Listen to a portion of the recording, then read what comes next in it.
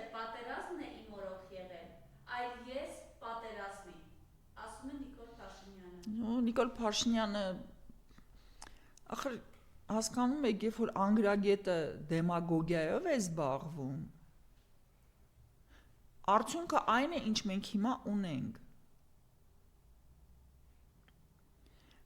Ու ինձ չի թվում, որ ինքը տուպոյ է, բայց ինձ չի թվում, ինքը այդ աստիճանի տուպոյ է, որ ինքը չի հասկանում ինչ է անում։ Նա փորձում է իր ուսերից հանել պատասխանատվությունը, սակայն դա անիմաստ է, որովհետև Իրանից 10 անգամ ավելի խելացի մարդիկ այդ ամեն ինչը բան են արել, բոլոր փաստերը հավաքագրել են։ Հա իրոք պատերազմը եղել է նրա օրոք, ընդունենք այդ բանաձևը։ Դու ինչ ես արել, որ այդ պատերազմը սենց խայտառակ ընթացք չստանա։ Դու 2 տարի կազմաքանդում էիր բանակը, 2 տարի հանում էիր հմուտ պրոֆեսիոնալ ռազմական գործիչների, իրանց տեղը դնում էիր նորավարտ լեյտենանտներին։ Զենք զինամթերք էիր հանում Արցախից, իմանալով, որ պատերազմ է լինելու։ Հա, պատերազմը եղել է նրա օրոք, բայց նա արել է ամեն ինչ, որ այս պատերազմը պարտվենք մենք այս պատերազմում։ Սա է հարցը, թե հիմա ձունը սկզբից եղել, թե հավը, դա էական նշանակություն չունի, արդյունքը եւ ընթացքը։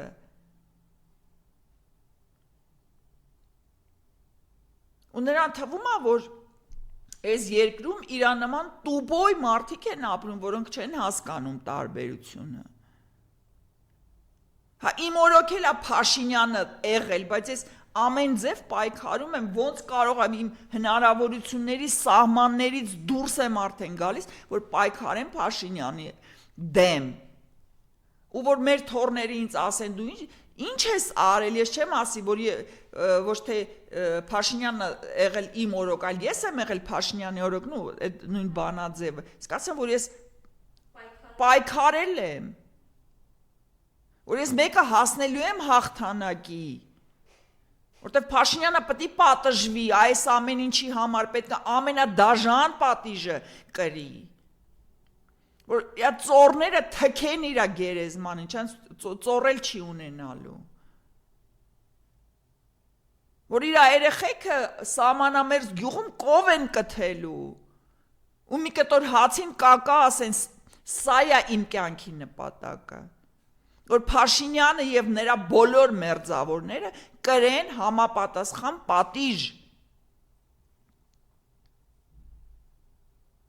Ու դու կովերին պատմի, ինչի ու մորոք է եղել ու ինչու։ Կթելուց կամ թրիկ հավաքելուց, աթար բանանելուց։ Չվառելուց են աթարը ինչ են անում։ Չգիտեմ, ինքն է խոսքանձողը, ինքը գիտի աթարի խոզի հետ ինչ անի։ Բայց տգետ է ասում եք, տեսակ կնոջ հետ կամ զուգընկերու հետ մատենադարանում էին կրթվելու նորաձև է, արշավ անցկացնում, չգիտեմ, այս մարդիկ ինչ արժեք կա մտնել։ Բոլոր իրան հարգող հայ մարդիկ մատենադարան այցելած են լինում դպրոցական ժամանակաշրջանում, այսինքն դա դպրոցական ուսումնական պրոցեսի մաս է, ես չեմ ճանաչում մարդ այս երկրումով հաճախել է միջնակարգ դպրոց, գոնե մի անգամ մատենադարան գնացած չլինի։ Հետո նրանք մատենադարան գնում են հյուր տանելիս, տուրիստ տանելիս, ինչ-որ պրոյեկտ անելիս, գործով։ Ասենք մատենադարանի մասնագետ է պետք, որ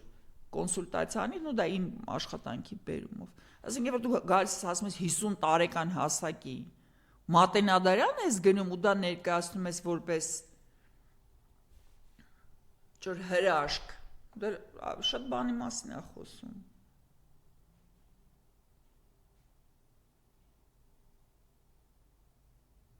Բայց իրենց նպատակը էլի, այսինքն մատենադարանը արժեք է, իրենք գնում են պղծություն տեղ ասում են։ Հա, Այդ կրթվելը նորաձև է, իրենց այդ։ դե ախր լսեք, գեղցին գալիս է բան, ասենք, Մոսկվա, առաջինը ինչ է անում, իրում է Լենինի դամբարան, ու իր համար դա բան է, վաու, սենց ինչ-որ շատ կարևոր բան է, իրանք լսել են, որ կրթված լինելը ճիշտ է, լավ է, ու քանի որ իրանք անկիրթ են, դա իրանց համար նոր բան է, իրանք ասում է, որ նորը և նորաձևը նույնն է, կրթված լինելը ոչ նորաձևը, ոչ հնաձևը, կրթված լինելը բնական երևույթ է, ու ոչ ոքս մեղավոր չեն, որ ժամանակին իրանք մարդու կնիկ չեն կրթվել, որ տենց անգրագետել մնացել են, ու իրանց համար 50 տարեկանի շեմին բացահայտել են գիտելիքների անծայրածիր աշխարհը, այն ինչ որ նրանք պետք է ունենային, ասենք 20-25 տարեկան հասակում,